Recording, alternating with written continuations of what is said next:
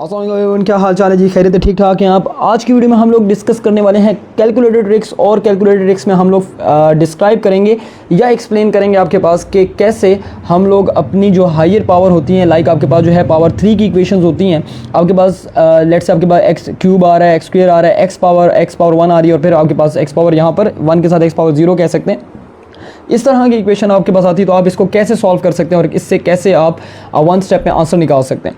और इसके लिए एक इंपॉर्टेंट बात है कि आपके पास तमाम वेरिएबल्स आपके पास एक होने चाहिए। यहाँ पर अगर कि एक्स की बात हो रही है तो एक्स आपके पास क्या होने चाहिए? एक्स आपके पास एक होने चाहिए, एक्स ही होना चाहिए। वाई, एक्स और वाई मिक्सअप नहीं होना चाहिए। ये इसके लिए एक ज़रूरी बात है। अब यहाँ पर देखो आपके पास जो हाईएस्ट पावर आ रही है वो कितनी आ रही है? 3 आ रही है, तो इसको क्यूबिक इक्वेशन बोलेंगे। अब हमने क्या करना है कि इन्होंने बोला फैक्टर थ्योरम, हमें कोई गरज नहीं कि फैक्टर थ्योरम यूज़ करो, कोई भी आपने आंसर देखने हैं। आंसर देखने के लिए क्या करेंगे? सबसे पहले आपने मोड में जाना है। मोड में जाने के बाद आपने इक्वेशन में आपने 5 वाले को सिलेक्ट कर लेना है। 5 में हाईएस्ट पावर देखो A x cube plus B x square plus C x plus D is equal 0। आपने 4 सिलेक्ट कर लिया। आपने 4 सिलेक्ट कर लिया, इस तरह से आ रहा है तो कोई मसला नहीं है, AC करो, आपके पास सारा कुछ जो है वो ख़त्म हो जाएगा। अब देखो कोई भी क्वेश्चन उठाओ, लाइक आपके पास जो है ना, मैं एक क्वेश्चन उठा लेता हूँ, लेट्स से दरमियान का क्वेश्चन एक उठा लेता हूँ, ठीक है ना। इसके आंसर कैसे आते हैं और उसको फिर हमने अपने तरीके के लिए जो पेपर में जो आंसर निकालने होते हैं उसको हमने कैसे सेट करना है वो भी देख लेंगे। लेकिन इधर देख लो पहले, सबसे पहले एक्स क्यूब का जो कोफिशिएंट है वो क्या है आपके पास आ रहा है? 1 आ रहा है। आपने 1 पुट कर दिया, इसका कोफिशिएंट आपके 1 आ रहा है। एक्स स्क्वायर का जो कोफिशिएंट है वो कितना आ रहा है? -2 आ रहा है। आपने -2 पुट कर लेना, आपने -2 पुट कर लिया, ओके। x का कोफिशिएंट क्या आ रहा है? -5 आ रहा है, तो यहाँ पर x का कोफिशिएंट आपके पास क्या आना चाहिए? आपके पास x का कोफिशिएंट जो कि c बात कर रहे हैं वो कितना आना चाहिए? -5 आना चाहिए, ओके, -5। और d का कोफिशिएंट कितना आ रहा है? जो कि आपके पास आखिरी वैल्यू है हमारे पास, वो आपके पास कितना आना चाहिए? d का कोफिशिएंट वो आपके पास आना चाहिए 6, ठीक है। 6 पुट कर लिया। आप कंफर्म कर लें एक नज़र, आपके पास क्या आ रहा है कि 1 और उसके बाद -2 -5 और मेरे पास 6। तो आप इक्वल दबाएंगे तो आपके पास सोचता है कैलकुलेटर, देखो कैलकुलेटर थोड़ी देर के लिए सोचता है। आपके पास जो x1 का आंसर आ रहा है वो मेरे पास -2 आ रहा है, x2 का आंसर मेरे पास 3 आ रहा है, और x2 का आंसर 3, x3 का आंसर 1। तो मेरे पास ये देखो इस तरह की शेप में आया। तो इसको अगर कि आपने आंसर की फॉर्म में लिखना होगा तो ये x = -2 जो आ रहा है ना, इसको आप कैसे लिखेंगे ज़रा देख लो। अच्छा, x सारे ही x हैं, x1 मत को। अब हम लोग जानते हैं कि इसको हम, ये मेरे पास x = -2 है ना, इधर लेके आएंगे तो ये मेरे पास क्या हो जाएगा? x + 2 मेरे पास आ जाएगा। तो ये मेरे पास पहला क्या बन जाएगा? x + 2 बन जाएगा। दूसरा मेरे पास क्या आ रहा है? x2 जो है वो x से इक्वल टू मेरे पास आ रहा है 3। तो लेट्स से आपके पास जो है ये 3। सो इसको जो है जब 3 को इधर लेके आएंगे तो मेरे पास क्या हो जाएगा? x - 3, right, x - 3। इसको इस तरह ब्रैकेट में x - 3 हो जाएगा मेरे पास। और ये वाला जो है आपके पास क्या आ रहा है? x3 = 1, जो कि अंडरस्टूड है कि आपके पास लेट्स से x = मेरे पास 1। आप 1 2 3 हटा के आप इसको कह सकते हैं आपके पास, तो ये मेरे पास आएगा x - 1, राइट। तो 3 फैक्टर्स मेरे पास बेसिकली बन गए हैं। आप चेक कर लेते हैं कैलकुलेटर के आंसर पीछे हमारे पास क्या आ रहा है।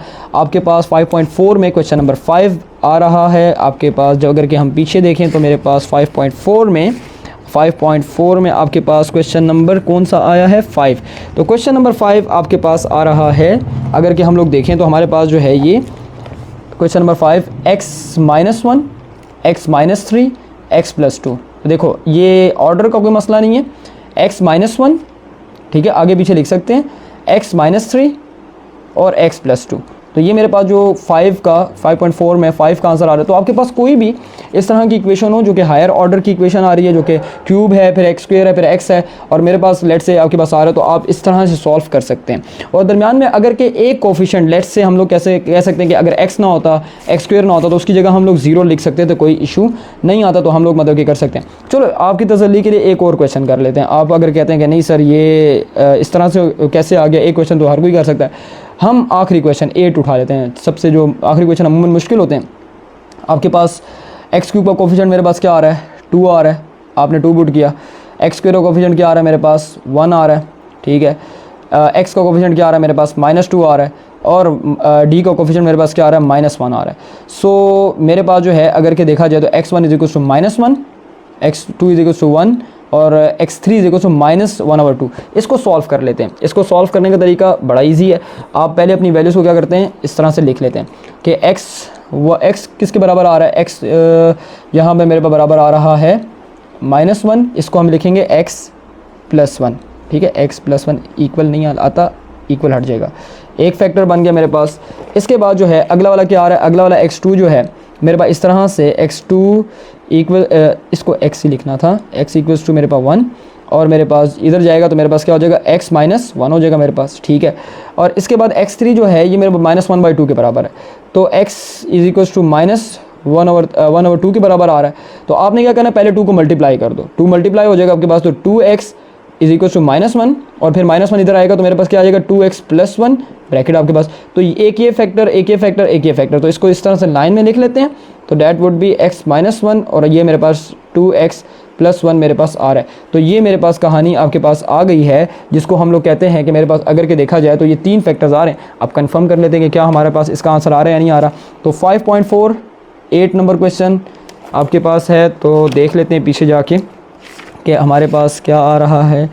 ये देखो आपके पास, देखो इधर देखेंगे ये 2x + 1 आगे आ रहा है, x - 1 थोड़ा आगे पीछे कर सकते हैं, ऑर्डर में कोई मसला नहीं, मल्टीप्लाई है x - 1 और x + 1, तो आपके पास तीनों आंसर हमारे पास मौजूद है, तीनों फैक्टर्स हमने एक स्टेप में निकाले।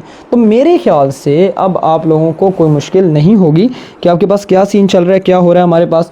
तो अब आपको कोई मुश्किल नहीं होनी चाहिए एग्जाम में। इस तरह के क्वेश्चन आए तो आप तो बस जस्ट एक चुटकी बजा के इसको सॉल्व कर सकते हैं।